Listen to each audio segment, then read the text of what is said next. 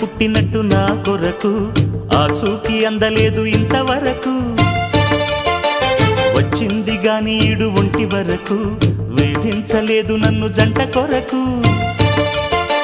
చూశాక ఒక్కసారి ఇంత వెలుగు నా వంక రాను అంది కంటి కునుకు ఈ అల్లరి గారడి నీ లీల అనుకోనా నీ పేరు ప్రేమ అవునా ఇవాళే నిన్ను పోల్చుకుందా